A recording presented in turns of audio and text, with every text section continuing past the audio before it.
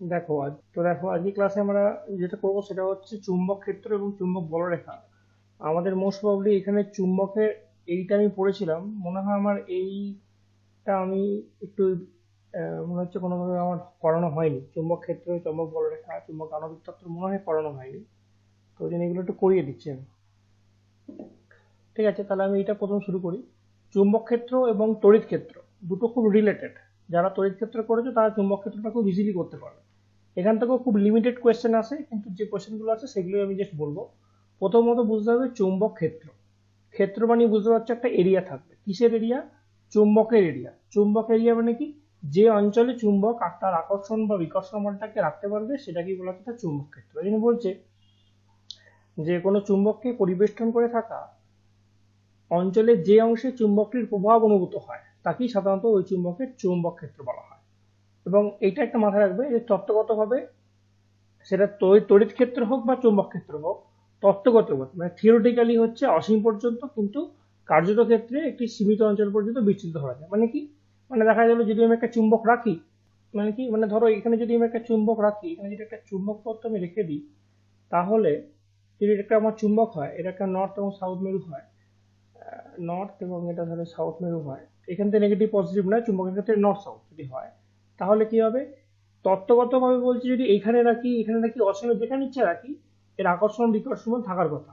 কিন্তু in reality এটা হয় না। রিয়েলিটি একটা নির্দিষ্ট এরিয়া, ঠিক এই এরিয়ার মধ্যে যদি আমি কোনো কোনো পদার্থকে নিয়ে আসি তবেই এই আকর্ষণ বলটা বা বিকর্ষণ বলটা অনুভূত করতে পারি।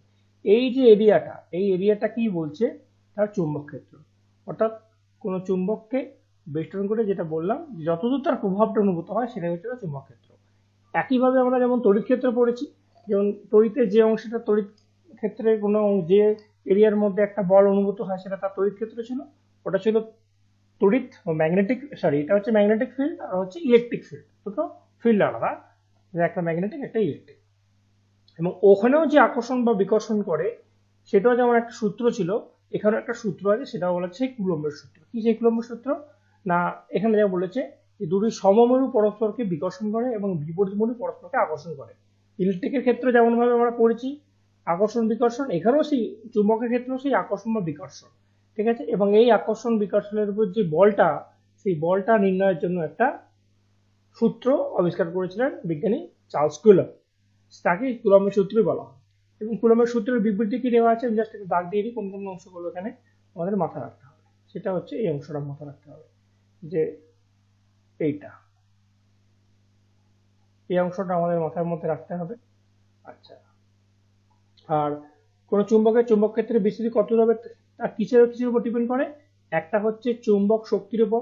চুম্বক শক্তিটা কি সেটা যখন আমি চুম্বকের ফার্স্ট চ্যাপ্টার পড়িয়েছিলাম, মানে এই চ্যাপ্টার চুম্বক এবং তার ধর্মাবলী পড়িয়েছিলাম, তখন আমি এখানে ডিসক্রাইব করেছিলাম।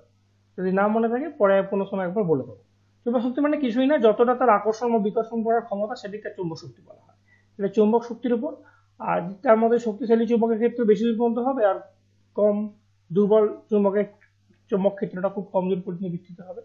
আচ্ছা, এবার আর কি মাথায় রাখতে হবে আমাদের, সেটা হচ্ছে কুলম্বের সূত্র। কুলম্বের সূত্র কিসের জন্য আবিষ্কার করে? এখানে হচ্ছে যে এই যে আকর্ষণ বা বিকর্ষণ বল, সেই বলের মানটা নির্ণয়ের জন্য হচ্ছে কুলম্বের সূত্র। অর্থাৎ সমমেরু পরস্পরকে বিকর্ষণ করে এবং বিপরীতমুখী পরস্পরকে আকর্ষণ করে। হ্যাঁ, দুই বিপরীত পরস্পরকে আকর্ষণ করে এবং সমমুখী পরস্পরকে বিকর্ষণ করে। এই আকর্ষণ বা বিকর্ষণ বল সম্পর্কিত হচ্ছে কুলম্বের সূত্র। সূত্রটা কি? একদম যেমন আমরা ইলেকট্রিক আগের দিন যেমন পড়লাম ঠিক একই জিনিস। সেটা কি না, দুটি চুম্বক মেরু তাদের সংযোজক সরলরেখা বরাবর আকর্ষণ বা বিকর্ষণ বল করে। এই বলের মান কিসের কিসের উপর ডিপেন্ড করে? মেরু দুটির মেরু শক্তির গুণফলের সমানুপাতিক। আগের বারে আমরা যখন ইলেকট্রিক পড়ছিলাম তখন মনে করে দেখো, তখন ছিল তাদের চার্জের কিউ এর গুণ সমানুপাতিক এবং দূরত্বের বর্গের ব্যস্তানুপাতিক। মানে এখানে ছিল, এখানে একটা কিউ1 আর এখানে একটা কিউ2 ছিল। এখানে ছিল কি তার আধান বা চার্জ, এদের গুণফলের সমানুপাতিক। এখানে হচ্ছে মেরু শক্তি m1 আর m2, এদের গুণফলের সমানুপাতিক। এবং দূরত্ব যেটা ছিল আর, এখানেও দূরত্ব ছিল আর, তার বর্গের ব্যস্তানুপাতিক। একই রকম সূত্র, জাস্ট এখানে তো এই জন্য বলা হচ্ছে a প্রপোর্শনাল m1 m2, যেখানে আর অপরিবর্তিত। এটা মানে বোঝার দরকার নেই। অপরিবর্তিত মানে কি? মানে এফটা প্রপোর্শনাল m1 m2 কখন, যখন ডিস্টেন্সটা যখন ফিক্সড। আবার এফটা প্রপোর্শনাল 1/r² কখন, যখন m1 এবং m2 ফিক্সড, মানে এরও মেরু শক্তি এবং এরও মেরু শক্তি যখন ফিক্সড তখন বলতে গেছে এটা হচ্ছে। অর্থাৎ একই হবে এ প্রপোর্শনাল m1 m2 এই দুটো থেকে কম্বাইন করে m1 m2/r², এবং এইটাকে সমান করার জন্য একটা ধ্রুবক নেওয়া হচ্ছে। এই ধ্রুবকটাকে বলা হচ্ছে তার মাধ্যমের ভেদ্যতা। এটা আমার মাথায় রাখার কোনো প্রয়োজন নেই, শুধু মনে রাখতে হবে এই ফর্মুলাটা, F = m1 m2/r²। এবার মিউ এর মান 1 কখন হবে, সিজিএস পদ্ধতিতে 1 হবে। 1 হলে তাহলে F = m1 m2/r²। এখান থেকে একটা অঙ্ক আসতে পারে, ঠিক আছে। এবার দেখো এখানে আর কি মনে রাখতে হবে না, সিজিএস পদ্ধতিতে একক এবং এসআই পদ্ধতিতে একক, ঠিক আছে। এসআই এককে কুলম্বের সূত্র, আর সিজিএস পদ্ধতিতে এই সূত্র মনে রাখতে হবে। তাহলে সিজিএস পদ্ধতিতে কি হবে, তাহলে এখানে দেখো সিজিএস পদ্ধতি মানে এবার যখনই আমরা এই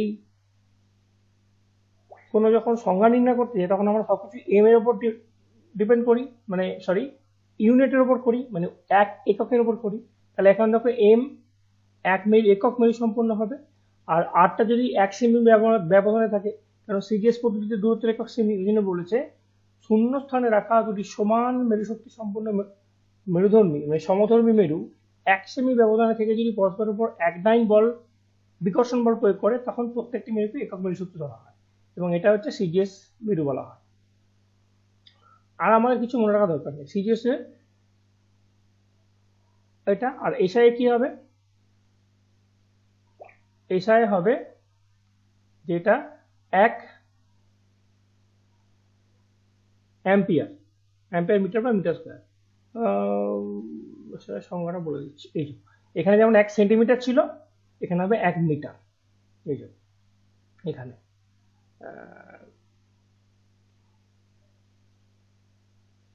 এই 1 অ্যাম্পিয়ার মিটার। মেরু শক্তি 1 মিটার দূরত্ব থাকলে মেরুর উপর আকর্ষণ বল বিকর্ষণ বল, ঠিক আছে। এই দুটো হচ্ছে আমাদের মাথা রাখতে হবে। এক্ষেত্রে হচ্ছে 1 সেন্টিমিটার দূরে থাকবে, আর এক্ষেত্রে 1 মিটার দূরত্ব থাকবে। যদিও এর ডাইরেক্ট কোনো একক নেই মেরু শক্তি, কিন্তু ডাইরেক্ট মেরু শক্তি আসবে না, শুধুমাত্র এক্ষেত্রে দূরত্ব কত হবে, এক্ষেত্রে 1 মিটার দূরত্ব হবে, আর ওক্ষেত্রে 1 সেন্টিমিটার হবে, যেহেতু দূরত্বের এককটা আমার বলে দেওয়া আছে। এবার চলে যাই পরেরটা। অর্থাৎ এখানে আমাদের আর কি মনে রাখতে হতে পারে, এই মেরু শক্তির মাত্রা অনেক সময় আসে। মেরু শক্তির মাত্রা কোনটা, এইটা ml2 T−1 Q−1, ঠিক আছে। এইটা খুব রেয়ার আসে, যদিও খুব একটা কোয়েশ্চেনে দেখা যায় না। এবার কোয়েশ্চেনে যেটা আসে সেটা হচ্ছে চুম্বক ক্ষেত্রের প্রাবল্য বা তীব্রতা, মানে ইন্টেন্সিটি। এইটা পরীক্ষাতে অনেক জায়গাতে আসে। ইন্টেন্সিটি বা প্রাবল্য মানে আমি আগের দিনও পড়েছি আমরা তড়িৎ প্রাবল্য কি পড়েছিলাম, যে ওখানের মধ্যে যে বল অনুভব সে করে। এখানেও ঠিক তেমন, চুম্বক ক্ষেত্রের কোনো বিন্দুতে একটি বিচ্ছিন্ন ও একক মেরু শক্তি সম্পন্ন উত্তর মেরু রাখলে, দেখো আমরা যখন তড়িৎ পড়েছিলাম সেখানে একটা পজিটিভ আয়নকে রাখলে আমাদের তখন বলা হয়েছিল এখানে হচ্ছে উত্তর মেরু, অর্থাৎ উত্তর মেরু এখানে পজিটিভ এর সঙ্গে সমান। এখানে কি বলছে যে চুম্বক ক্ষেত্র মানে কি, এই এরিয়ার মধ্যে যদি একটা একক বিচ্ছিন্ন নর্থ মেরু রাখা হয়, তাহলে যে বলটা অনুভব করবে তাহলে ওই মেরু যে বল অনুভব করবে সেই পরিমাণ বলকে ওই বিন্দুতে চুম্বক ক্ষেত্রে প্রাবল্য বা তীব্রতা বলা হয়। উত্তর মেরুর উপর যে, এবার এখানে এটা দেখো যখনই বলবে প্রাবল্য, তখনই সেটা একটা ভেক্টর রাশি হবে, কারণ একটা বল অনুভব করছে, বল যেহেতু ভেক্টর রাশি ওই জন্য ওটা একটা ভেক্টর রাশি। তাহলে এর দিক কোনটা হবে, দিক হচ্ছে উত্তর মেরু থেকে দক্ষিণ মেরুর দিকে। এবার বলছে উত্তর মেরুর উপর বল যেদিকে প্রযুক্ত হয় সেই দিককেই প্রাবল্যের দিক হিসেবে ধরা হয়। অর্থাৎ এখানে মেরুর এই সংজ্ঞাটা একটুখানি মনে রাখতে হবে, আর এর এককগুলো মাথায় রাখতে হবে। এই যে তার সঙ্গে মনে রাখতে হবে যেহেতু প্রাবল্য একটি বল, সুতরাং এটাকে ভেক্টর রাশি। এবার দেখবে তুমি চুম্বকের ক্ষেত্রে ওই থাকবে প্রাবল্য, তারপরে হচ্ছে ক্ষেত্র, অনেকগুলো অপশন দিয়ে দেবে নিচে কোনটি ভেক্টর, তখন তোমার মাথার মধ্যে রাখতে হবে চুম্বক ক্ষেত্র হচ্ছে একটা ভেক্টর রাশি। এখান থেকে কোশ্চেন বলতে এটাই আসবে। এটা অনেক সময় চুম্বক ক্ষেত্র ভেক্টর বলা হয়। আর এখান থেকে কিছু মনে রাখার কোনো প্রয়োজন নেই। হ্যাঁ, এবার এখানে এককগুলো মনে রাখতে হবে। সিজিএস পদ্ধতিতে প্রাবল্যের একক, তাহলে প্রাবল্যের একক কি হবে, সেটা হচ্ছে ওস্টেট। ওস্টেট মানে কি, ওস্টেট মানে দেখো কিছুই নয়, এখানে এর সংজ্ঞাটা অনুসারেই এই ওস্টেটটা কিভাবে এসছে কিভাবে দেখো। তাহলে আমরা দেখেছি প্রাবল্য মানে কি, প্রাবল্য মানে ওখানে একটা উত্তর মেরু রাখলে সে একটা বল অনুভব করবে। তাহলে এখানে সংজ্ঞাটা কি জানিয়েছে জন্য, চুম্বক ক্ষেত্রের কোনো বিন্দুতে একটি একক উত্তর মেরু রাখলে যদি তার উপর এক ডাইন বল প্রযুক্ত হয়, কেন এক ডাইন, কেন যেহেতু এটা সিজিএস পদ্ধতিতে, কারণ সিজিএস পদ্ধতিতে বলের একক ডাইন আমরা জানি, যদি এক ডাইন বল প্রযুক্ত হয় তবেই ওই বিন্দুতে প্রাবল্য হবে ওয়ান ওরস্টেড। সুতরাং ওয়ান ওরস্টেড মানে হচ্ছে এক ডাইন পার একক মেরু, অর্থাৎ একটা একক মেরুতে যদি এক ডাইন বল অনুভূত হয় তখন তাকে বলা হচ্ছে ওরস্টেড। ওই জন্য দেখবে পরীক্ষাতে আসবে কিরকম, ওরস্টেড কিসের একক, এক তড়িৎ প্রাবল্যের একক, দুই চুম্বক প্রাবল্যের একক, তিন চুম্বক ভ্রামকের একক, তুই 3 নম্বর 4 নম্বর দিয়ে দিল ওই একক। তখন তোমাকে মাথায় রাখতে হবে ওরস্টেড হচ্ছে সিজিএস পদ্ধতিতে চুম্বক প্রাবল্যের একক। ঠিক আছে, এটা কিন্তু আসে। আর এসআইতে কি আসবে, এসআইতে ওটা হচ্ছে ওয়েবার মানে নিউটন পার ওয়েবার, এবং এসআইতে চুম্বক প্রাবল্যের একক কি, নিউটন পার ওয়েবার। এটা হচ্ছে ডাইন পার একক, ওর ক্ষেত্রে newton per weber, 1 ampere per metre, বা ওটাকে ওয়েবারও বলা হয়। ঠিক আছে, এই দুটো আমাদের মাথায় রাখতে হবে, আর আমাদের এখানে কিছু মাথায় রাখার নেই। আচ্ছা, এবার এখানে আর একটা জিনিস মনে রাখতে হবে, এইটারই একটুখানি অঙ্ক আছে। সেটা কি, ধরে নাও একটা এইচ প্রাবল্য বিশিষ্ট কোনো চুম্বক ক্ষেত্রে এম মেরু শক্তি সম্পন্ন কোনো মেরু থাকলে তার উপর একটা বল প্রযুক্ত হচ্ছে, সেই বলটাকে আমরা প্রাবল্য বলছি, তাই তো। ধরে নিচ্ছি এই বলটা হচ্ছে এফ, তাহলে এই বলটার মান কি হবে, এম ইন্টু এইচ। এমটা কি, এমটা হচ্ছে তার মেরু শক্তি, আর এটা হচ্ছে চুম্বক ক্ষেত্রের প্রাবল্য। ঠিক আছে, প্রযুক্ত বল এফ ইজিক্যাল টু হচ্ছে মেরু শক্তি দিয়ে চুম্বক প্রাবল্য। ঠিক আছে, ওই জন্যে এখানে এইটা দিয়ে কিরকম জিনিসটা আসবে সেটা আমি তোমাকে এখানে দেখাচ্ছি, দ্বন্দ্বের ভ্রামকের রাশি বানাতে এটা কাজে লাগবে কিভাবে। না, এই এরিয়ার মধ্যে, এরিয়াটা কি, তড়িৎ চুম্বক ক্ষেত্র বা চুম্বক এরিয়া, এই চুম্বক এরিয়ার মধ্যে, এই চুম্বক এরিয়ার মধ্যে তার এই চুম্বকের প্রাবল্য কত, এইচ, ধরে নিচ্ছি আমি প্রাবল্য এইচ। এখানে যদি আমি একটা একক বিচ্ছিন্ন উত্তর মেরু রাখি এম, বা এম মেরু শক্তি সম্পন্ন রাখি, সে যে বলটা অনুভব করবে সেই বলটা কি হবে, এম ইন্টু এইচ। এটা আমাদের মাথায় রাখতে হবে। আচ্ছা, এবার আমরা চলে যাব ভ্রামক। ভ্রামক বা দ্বন্দ্ব, দ্বন্দ্ব বা ভ্রামকটা কি, এটাকে আমি পড়িয়েছিলাম অনেকদিন আগে, মনে আছে। যদি দুটো সমমানের বল বিপরীত দিকে মানে প্যারালালি আকর্ষণ, মানে ধরো এখানে একটা বস্তু আছে, এই বস্তুর উপর এই দিকে বিপরীত মুখ সমমান, এদিকে একটা বল ক্রিয়া করছে, আবার এদিকেও একটা বল রয়েছে, এই দুটোর মান সমান, অভিমুখটা হচ্ছে আলাদা, এবং এরা প্যারালাল হতে হবে। প্যারালাল মানে কি, সমান্তরাল, দুটো সমান্তরাল হতে হবে, দুটো বল সমান্তরাল, এইভাবে এটাকে সমান্তরাল বলছি। সমান্তরাল বিপরীতমুখী এবং সমমানের বল যদি কোনো একটা বস্তুর উপর ক্রিয়া করে তখন কি হয়, এর মধ্যে একটা পিওর ঘূর্ণনের সৃষ্টি হয় বা দ্বন্দ্বের সৃষ্টি হয়, সেটাকে বলা হয় দ্বন্দ্বের ভ্রামক। ঠিক আছে, এটাই আমাদের, এটা আমি পড়িয়েছিলাম কখন, ওই যখন আমাদের এই মেকানিক্স পড়াচ্ছিল তখন আমরা দ্বন্দ্বের ভ্রামক বা এইসব যদি কিছু পড়িয়েছিলাম। এখন সেটাই আমাদের এখানে নির্ণয় করতে হয়। ঠিক আছে, কিন্তু ওটা আমাদের খুব বেশি মনে রাখতে হবে না, শুধু এই চুম্বক ভ্রামক বা দ্বিমেরু ভ্রামক কাকে বলে একটুখানি মনে রাখতে হবে। কাকে বলে না, একটি চুম্বকের কোনো একটি মেরুর মেরু শক্তি এবং ওই চুম্বক দৈর্ঘ্যের গুণফলকে ওই চুম্বকের চুম্বক ভ্রামক বলে।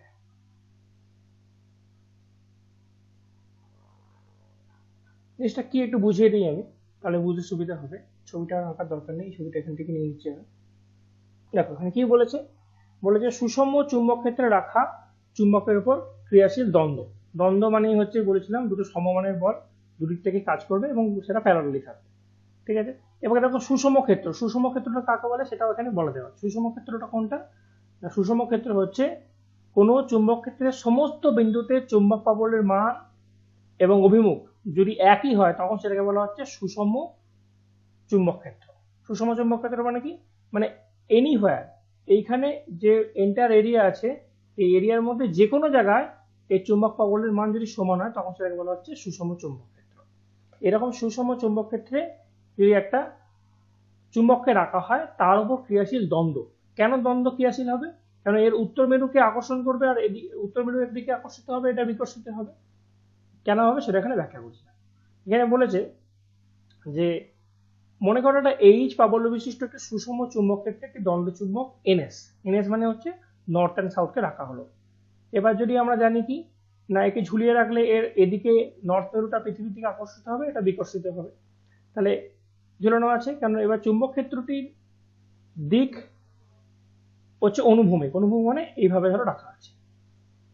চুম্বকটির মেরু শক্তি এম এবং চুম্বক দৈর্ঘ্য হচ্ছে 2L। চুম্বক দৈর্ঘ্য কোনটা? এইটা হচ্ছে ধরো চুম্বক দৈর্ঘ্য বলা হয়, এটা আমরা পড়েছি চুম্বক দৈর্ঘ্য, এটা 2L। আর মেরু শক্তি হচ্ছে এটা এম, এটাও এম। মেরু শক্তি এম মানে দুটো হচ্ছে সমান মাপের মেরু হবে, একটা উত্তর একটা দক্ষিণ হলে কিন্তু মানটা একই হবে এম। ঠিক আছে।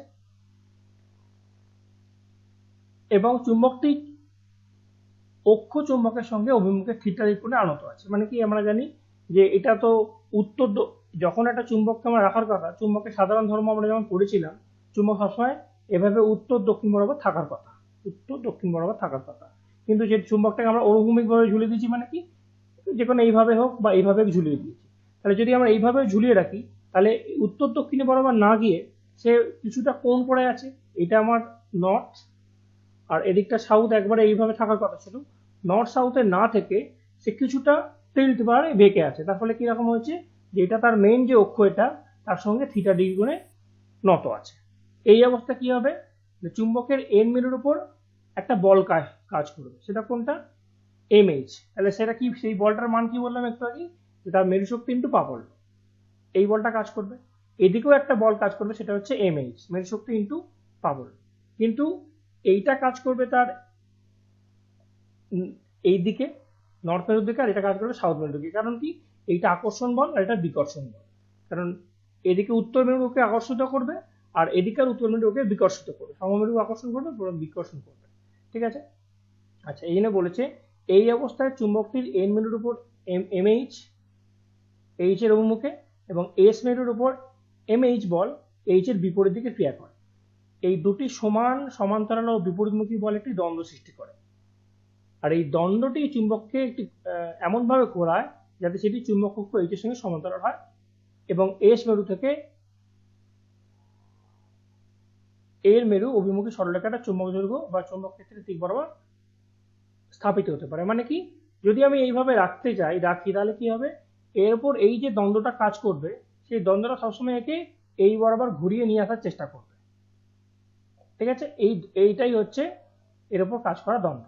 এবার দ্বন্দ্ব বা কাপল, এইটা আমাদের মানটা কি মনে রাখতে হয়, এখান থেকে আমাদের যেটা মনে রাখতে হবে সেটা হচ্ছে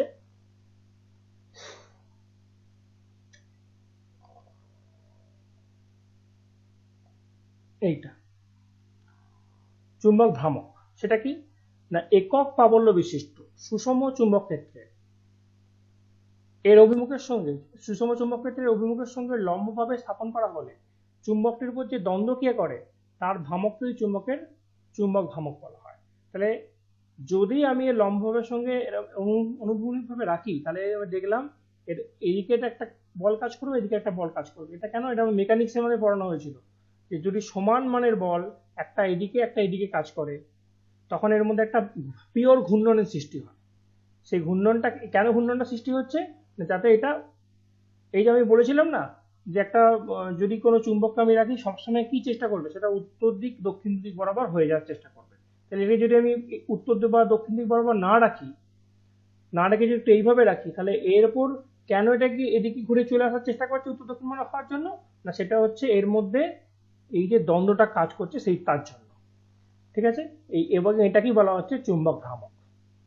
এই জন্য বলেছে কোন চুম্বকের চুম্বক দৈর্ঘ্য বা মেরু শক্তি সঠিকভাবে নির্ণয় করা বেশ কঠিন, কিন্তু চুম্বক ভ্রামক সহজেই সঠিকভাবে নির্ণয় করা যায়।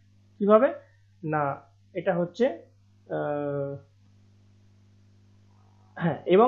এখানে এই পয়েন্টটা খুব মাথায় রাখতে হবে, সেটা কি, কোনো চুম্বকের চুম্বক ভ্রামক তার মেরু শক্তি অপেক্ষা অধিকতর মৌলিক। এই পয়েন্টটা বলার জন্য আমি বললাম, পরীক্ষাতে কিন্তু এই কোয়েশ্চেনটা আমাদের তুলে দেবে। কোনটি অধিকতর মৌলিক ধর্ম, চুম্বক ভ্রামক নাকি মেরু শক্তি? চুম্বক ভ্রামক নাকি মেরু শক্তি, কোনটি অধিকতর মৌলিক ধর্ম? তখন আমাদের বলতে হবে চুম্বক ভ্রামক। ঠিক আছে। আর চুম্বক ভ্রামক একটা ভেক্টর আছে, অবশ্যই ভেক্টর আছে, কারণ এর একটা মান এবং দিক দুই আছে। দেখো তার সঙ্গে আর কতগুলো জিনিস এখানে মাথায় রাখতে হবে। যদি এত কিছু বুঝতে নাও পারো, এটা মেকানিক্সের সঙ্গে অনেকদিন আগেকার মেকানিক্সের পড়াশোনা যদি বুঝতে নাও পারো, তাহলে যে পয়েন্টগুলো আমি বলছি সেই পয়েন্টগুলো মনে রাখো। একটা কি না, চুম্বক ভ্রামক এবং মেরু শক্তির মধ্যে চুম্বক ভ্রামক হচ্ছে অধিকতর মৌলিক, মানে চুম্বক ভ্রামকটা হচ্ছে তার অধিকতর নিজস্ব ধর্ম। ঠিক আছে, এটা 1 নম্বর পয়েন্ট মনে রাখতে হবে। আর 2 নম্বর পয়েন্ট কি মনে রাখতে হবে, যে চুম্বকের মেরু শক্তি একটি স্কেলার রাশি, কিন্তু চুম্বক দৈর্ঘ্য একটা ভেক্টর রাশি। চুম্বক দৈর্ঘ্য ভেক্টর রাশি, কিন্তু চুম্বকের মেরু শক্তি হচ্ছে স্কেলার রাশি। তাহলে চুম্বক দৈর্ঘ্য যদি ভেক্টর রাশি হয়, এর অভিমুখ কি হবে? এর অভিমুখ হবে দক্ষিণ মেরু থেকে উত্তর মেরু।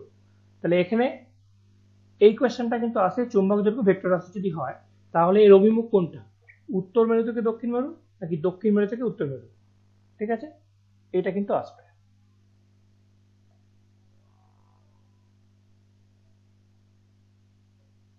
আচ্ছা, তার সঙ্গে আর কি মনে রাখতে হবে? চুম্বক ভ্রামক একটি ভেক্টর রাশি। তাহলে চুম্বক প্রাবল্য, চুম্বক ভ্রামক, এগুলো হচ্ছে কিন্তু সবই ভেক্টর রাশি, এবং এর অভিমুখ দক্ষিণ মেরু থেকে উত্তর মেরু। একই রকম, এই চুম্বক দৈর্ঘ্যের মতোই চুম্বক ভ্রামক কিন্তু ভেক্টর রাশি এবং একই এদের অভিমুখ। ঠিক আছে, আর এখানে আমাদের কিছু মনে রাখা দরকার নেই। হ্যাঁ, তার সঙ্গে এটা বড্ড যে মনে রাখতে পারো, চুম্বক ভ্রামকের একক সিজিএস পদ্ধতিতে চুম্বক ভ্রামকের একক হচ্ছে মেরু সেন্টিমিটার, আর এক্ষেত্রে হচ্ছে ওয়েবার মিটার। বড্ড জোর এই দুটো পয়েন্ট মাথায় রাখলেও রাখতে পারো।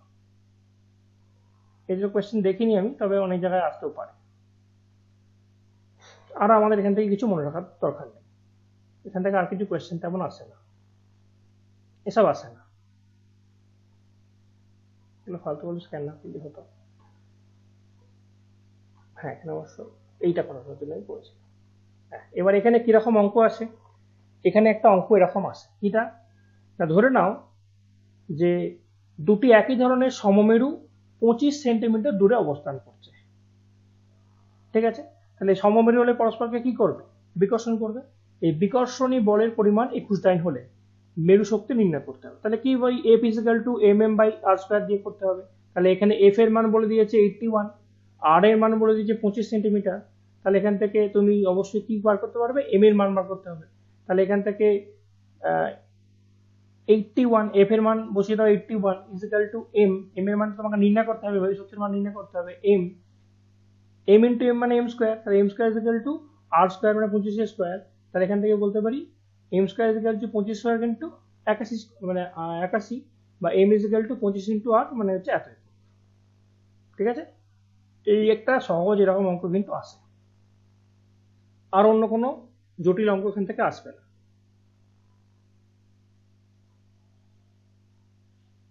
এখান থেকে এই অঙ্কটা বুঝতে পেরেছো তো?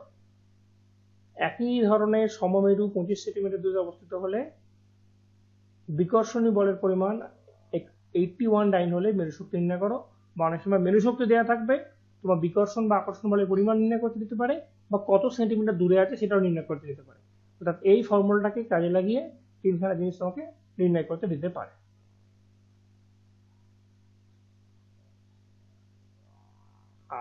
এখানে আর একটা জিনিস এখানে মাথায় রাখতে হবে, চুম্বকের উভয় মেরুর মেরু শক্তি হচ্ছে সমান, কিন্তু সমান এবং বিপরীত। মেরু শক্তির মানটা কিন্তু একই হবে, কিন্তু বিপরীত দিকটা বিপরীত হবে, একটা এদিকে কাজ করলে একটা অপরটা অন্যদিকে কাজ করবে। এই পয়েন্টটা মাথায় রাখতে হবে। এবার চলে আসি চুম্বক বলরেখা, ম্যাগনেটিক লাইন অফ ফোর্স। যেমন আমরা আগের দিন তড়িৎ বলরেখা পড়েছিলাম, আজকে আমরা পড়বো এবার চুম্বক বলরেখা। চুম্বক বলরেখা মানে কি? চুম্বক বলরেখা মানে হচ্ছে যে কোনো চুম্বক ক্ষেত্রে একটি বিচ্ছিন্ন উত্তর মেরু স্থির এবং মুক্ত অবস্থা রেখে দিলে সেটি যে কাল্পনিক পথে গমন করবে সেই পথটাকে বলা হচ্ছে চুম্বক বলরেখা। আগের দিনে আমরা দেখেছিলাম কোনো তড়িৎ ক্ষেত্রের মধ্যে যদি একটা একক পজিটিভ ধনাত্মক আধানকে রেখে দেওয়া হলো, সেই আধানটা যে পথে বিচরণ করেছিল সেই বিচরণ পথটাকেই বলা হয়েছিল, বা গমন করেছিল সেই পথটাকে বলা হয়েছিল তার তড়িৎ বলরেখা। এখানে সেই পথটাকে বলা হচ্ছে, যদি এখানে আমরা ওই একটা উত্তর মেরুকে রেখে দিই, তখন সেটাকে বলা হচ্ছে তার চুম্বক বলরেখা। বা এটাকে বিকল্প একটা সংজ্ঞা কি যেতে পারে, যে চুম্বক ক্ষেত্রে বলরেখা বলতে এমন একটি অবিচ্ছিন্ন কাল্পনিক রেখা বোঝায় কি হয় না, যার যে কোনো বিন্দুতে স্পর্শক টানলে চৌম্বক বলের অভিমুখ নির্দেশ করে। সেকেন্ড পয়েন্টটা আমার মাথায় রাখার প্রয়োজন নেই, ফার্স্ট পয়েন্টটা যদি মাথায় রাখি তাহলেই হবে। মানে সময় এটা কি হবে, ডাইরেক্ট এই সংজ্ঞাটা তুলে দিয়ে বলবে যে এর মধ্যে চুম্বক বলরেখা কোনটা। আর তার সঙ্গে কি কি মাথায় রাখতে হবে, যে চুম্বক বলরেখার ধর্মগুলো কি কি। 1 নম্বর হচ্ছে চুম্বক বলরেখাগুলি উত্তর মেরু থেকে দক্ষিণ মেরুতে মানে উত্তর মেরু থেকে নির্গত হয়, দক্ষিণ মেরুতে শেষ হয়। ঠিক আছে, কিভাবে কোশ্চেনটা আসবে, প্রথম এই স্টেটমেন্টটা দেবে, তারপর এই স্টেটমেন্টটা দেবে, দিয়ে বলবে কোন স্টেটমেন্টটা ট্রু, 1 নম্বরটা ট্রু নাকি দ্বিতীয় নম্বরটা ট্রু, নাকি দুটোই ট্রু নাকি দুটোই ফলস, এরকম ভাবে কিন্তু কোশ্চেন আসবে। চুম্বক বলরেখার ধর্মগুলো আমাদের কিন্তু 1 বাই 1 মনে রাখতে হবে। 1 নম্বর হচ্ছে চুম্বক বলরেখাগুলো উত্তর মেরু থেকে নির্গত হয়, দক্ষিণ মেরুতে হয়। 2 নম্বর কি, চুম্বক বলরেখা কখনো পরস্পরকে ছেদ করে না। 3 নম্বর গুলো কি না, বলরেখাগুলি, এই পয়েন্টগুলো খুব একটা আসে না, দৈর্ঘ্য বরাবর সংকুচিত হতে যায় আর লম্ব দিক বরাবর বিকর্ষণ করে। আর একটা হচ্ছে শূন্য স্থানে থাকা একক, এটাও খুব একটা আসে না। এই দুটো পয়েন্ট খুব একটা ইম্পর্টেন্ট। আর এখান থেকে এমন কিছু আমাদের নেই। এবার এই চুম্বক বলরেখার মানচিত্র নাকি আছে, দেখো ওখানে যেহেতু বলেছে, কি বলেছিল না উত্তর মেরু থেকে নির্গত হয়, দক্ষিণ মেরুতে শেষ হয়। তাহলে যদি একটা একক বিচ্ছিন্ন একটা উত্তর মেরু নেওয়া হলো, একক বিচ্ছিন্ন একটা দক্ষিণ মেরু নেওয়া হলো, তাহলে নর্থ পোল নিয়ে গেলে এখান থেকে সবসময় নির্গত হবে, এখান থেকে বহির্মুখী হয়েছে। আর দক্ষিণ মেরুতে কি হবে, সবসময় এখানে ইনসার্ট হবে, তাহলে এখানে দেখো সবসময় এর মধ্যে যেন ঢুকছে বলে মনে হবে। আর একটা যদি সুন্দর একটা মানে একটা দণ্ড চুম্বক নেওয়া হয়, যার একদিকে নর্থ মেরু একদিকে সাউথ মেরু, তাহলে সাউথে সবসময় কি হবে, ঢুকবে, আর নর্থ থেকে যেন সবসময় বেরিয়ে যাচ্ছে। তো দেখো এইটা যেন এখান থেকে বেরিয়ে এখানে ঢুকছে, এটাও যেন এখান থেকে বেরিয়ে এখানে ঢুকছে, আবার এখানে দেখো এখানে এখানেও তাই, নর্থ থেকে বেরিয়ে সাউথে ঢুকছে। আর যদি একটা এরকম নেওয়া হয় যে একদিকে নর্থ একদিকে সাউথ, সেক্ষেত্রেও তাই, এখান থেকে দেখো বেরিয়ে এখানে ঢুকছে, এখান থেকে যেন বেরিয়ে এখানে ঢুকছে। আর দুটো যদি নর্থ নেওয়া হয় তাহলে কি হবে, এখান থেকে বেরিয়ে যাচ্ছে, এখান থেকে বেরিয়ে যাচ্ছে, তাহলে এইখানে একটা অঞ্চল তৈরি হয়, এটাকে বলা হয় উদাসীন অঞ্চল। আর এখানে কিছু মুখটা মনে রাখার প্রয়োজন কিছু নেই, এখানে আর কিছু মনে রাখার আমার প্রয়োজন নেই। জাস্ট উদাসীন অঞ্চলের সংজ্ঞা এখানে বলে দিয়েছে কি, 2 বা ততোধিক চৌম্বক বলরেখা। উদাসীন অঞ্চলের সংজ্ঞা কটা আসে না, করার কোনো প্রয়োজন নেই। আচ্ছা, এবার এখানে আমার আর দুটো ইম্পর্টেন্ট কোয়েশ্চেন এখানে আছে, সেই দুটো বলে দিচ্ছি কি কি। আর দুটো ইম্পর্টেন্ট কোয়েশ্চেন আছে, সেটা হচ্ছে যে এই 6 নম্বর আর 7 নম্বর পয়েন্টটা মাথায় রাখতে হবে। এই দুটো কোয়েশ্চেন কিন্তু বারবার পরীক্ষার সময় আসে। কিরকম কোয়েশ্চেন, ধরে নাও এরকম একটা দ্বন্দ্ব চুম্বক আমার রয়েছে, এটা বললি আমাদের আজকে ক্লাস শেষ। এটাকে দুভাগে ভাগ করা হবে। এক হচ্ছে প্রথম ভাগ করব, এইভাবে ভাগ করে দিলাম, ধরে নাও এখানে ছিল আমার নর্থ আর এখানে ছিল সাউথ। যদি এইভাবে ভাগ করে দিই তাহলে আমরা এটা দুভাবে, এটা এরভাবে বিচ্ছিন্ন হয়ে যাবে, বিচ্ছিন্ন হয়ে যাবে, বিচ্ছিন্ন হয়ে গিয়ে কি হবে,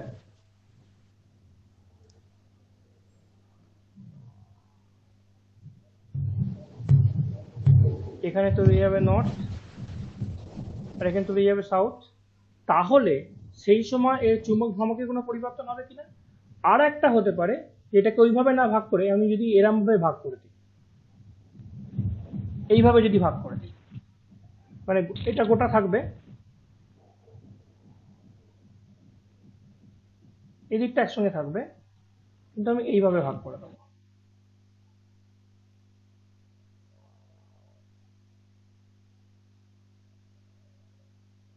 অর্থাৎ আড়াআড়ি এবং লম্বালম্বি দুভাগে ভাগ করে দেবো, তাহলে এদের মেরুশক্তির কিরকম পরিবর্তন হয় সেইটা এখানে বলা আছে। এই বলেছে একটি স্থায়ী দণ্ডচুম্বককে আড়াআড়ি ভাবে কেটে সমান দুটুকরো করলে প্রত্যেকটি খণ্ডের মেরুশক্তি এবং চৌম্বক ভ্রামক কত হবে।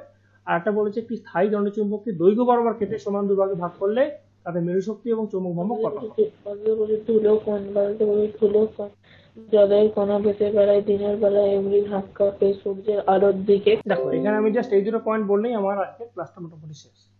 তাহলে এখানে দেখো, ধরে নাও একটা দণ্ডচুম্বক আছে, তার মেরুশক্তি হচ্ছে m এবং দৈর্ঘ্য হচ্ছে 2l, তাহলে এই চৌম্বক ভ্রামক কত হবে, m is equal to m into 2l। কেন বললাম, মেরুশক্তি ইন্টু দৈর্ঘ্য, মেরুশক্তি ইন্টু দৈর্ঘ্য, m ইজিক্যাল চৌম্বক ভ্রামক m ইজিক্যাল টু মেরুশক্তি ইন্টু 2l। মেরু হচ্ছিল m এর শক্তি ছিল m আর দৈর্ঘ্য হচ্ছে 2l, মেরুশক্তি ইন্টু 2l। এবার এটাকে যদি আড়াআড়ি ভাবে কেটে দিয়ে দুটো টুকরো করা হয় তাহলে কি হলো, তাহলে মেরু শক্তি তো একই রকম থাকবে। যদি এটা ভাগ করে দেওয়া তাহলে মেরু শক্তি একই রকম থাকবে, কারণ কি না এর মেরুতে যে পরিমাণ আমরা দেখেছি আগে যে যখন আমরা দুটো একটা চুম্বককে দুভাগে ভাগ করে দিই তাহলে মেরু শক্তি দুদিকে একই থাকে। যদি আমরা এইভাবে ভাগ করি, যদি আমরা এইভাবে ভাগ করি, ছবিটা ভালো করে আরেকবার আঁকছি, যদি আমি এইভাবে ভাগ করি তাহলে এর মেরু শক্তির কোনো পরিবর্তন হয় না, বরং এটা দুদিকে দুটো উৎপন্ন হয়, কিন্তু দৈর্ঘ্যটা ভাগ ভাগ হয়ে গেল। তাহলে এন্টায়ার দৈর্ঘ্যটা ছিল 2L, এইটা L, এইটা L, এদিকটা L, এদিকটা L হয়ে গেল। এনটা ছিল 2L, আর এটার মেরু শক্তি যদি M থাকে, এটারও মেরু শক্তি যদি M থাকে, এটারও মেরু শক্তি M, এটারও মেরু শক্তি M, অর্থাৎ এই মেরু শক্তির কোনো পরিবর্তন হবে না যখন কখন, যখন এইভাবে আমরা ভাগ করছি, যখন এইভাবে আমরা ভাগ করছি তখন এই মেরু শক্তির কোনো পরিবর্তন হচ্ছে না। তখন তাহলে এবার এই চৌম্বক ভ্রামক কত হবে, চৌম্বক ভ্রামক মেরু শক্তি ইন্টু L, তাহলে এই মেরু শক্তি কত ছিল M, আর দৈর্ঘ্যটা এখন কত হয়ে গেল, দৈর্ঘ্যটা এখন আগে ছিল 2L, এখন হয়ে গেল L। তাহলে এক একটির দৈর্ঘ্যটা যদি ভাগ হয়ে গেল তাহলে এক একটার চৌম্বক ভ্রামকের কিরকম পরিবর্তন হলো, M ইজ ইকাল টু হলো M ইন্টু L। আর আগে আগে গোটাটার কত ছিল, গোটাটার ছিল M, এক্ষেত্রে M1 ধরে নাও, M ইন্টু দৈর্ঘ্য, টোটাল দৈর্ঘ্য কত ছিল 2L, অর্থাৎ এটা মানে বলতে পারি যে M1 ইজ ইকাল টু হয়ে গেল M/2, অর্থাৎ দেখো এই মেরু শক্তির হাফ হয়ে গেল, সরি মেরু শক্তি না চুম্বক ভ্রামক হাফ হয়ে গেল। ওই জন্য এখানে বলেছি যে চুম্বকটাকে আড়াআড়ি ভাবে কেটে সমান দুটো হলে প্রতি খণ্ডের মেরু শক্তি একই থাকবে, কিন্তু দৈর্ঘ্য যেহেতু হাফ হয়ে যাচ্ছে তাই প্রত্যেকটি খণ্ডের চুম্বক ভ্রামক হয়ে যাবে কি, তার হাফ হয়ে যাবে। হলো, এবার যদি এটাকে আমি আড়াআড়ি ভাবে না করে যদি আমি দৈর্ঘ্য বরাবর কেটে সমান দুটো ভাগে ভাগ করি তখন কি হচ্ছে, মেরু শক্তি তাহলে প্রথম মেরু শক্তি ছিল M, তারপরে দৈর্ঘ্য হলো L। তাহলে এখন আমি এটাকে ওইভাবে না করে অন্যভাবে ভাঙছি,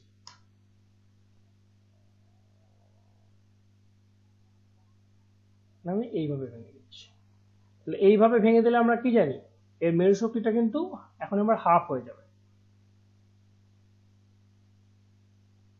তাহলে এই দৈর্ঘ্যটা আমার 2L রয়ে গেল, এই দৈর্ঘ্যটা আমার 2L রয়ে গেল।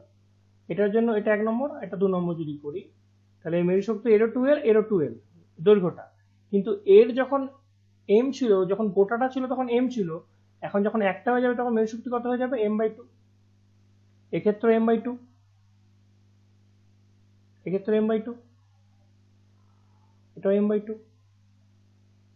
তবে তো এই দুটো মিলে M/2 প্লাস M/2 মিলে তো M হচ্ছে, আর এক্ষেত্রে M/2 মিলে তো M হচ্ছে। মানে যখন গোটা অবস্থায় ছিল তখন তার মেরু শক্তি যদি M থাকে, তখন এইভাবে ভাঙলাম তখন মেরু শক্তি M/2 হয়ে গেল, এটাও M/2 হয়ে গেল। তখন ইন্ডিভিজুয়াল এক একটার তাহলে এবার মেরু শক্তি কত হয়ে যাবে, এক একটা চৌম্বক ভ্রামক কত হয়ে যাবে, M ইজ ইকুয়াল টু দৈর্ঘ্য ইন্টু মেরু শক্তি M/2, তাহলে হয়ে গেল কত, M ইন্টু L, মানে এটাও সেই M/2 হয়ে গেল, M1 is equal to M/2 হয়ে গেল। তাতে এখানেও তাই বলেছে, অতএব M/2L, অর্থাৎ দৈর্ঘ্য বরাবর সমান দৈর্ঘ্য ভাগ করার পরে মেরু প্রান্তের অনুচুম্বকীয় মেরু সংখ্যা সমান হয়, দুভাগে ভাগ হয়ে যাবে, এক্ষেত্রে মেরু শক্তি M/2।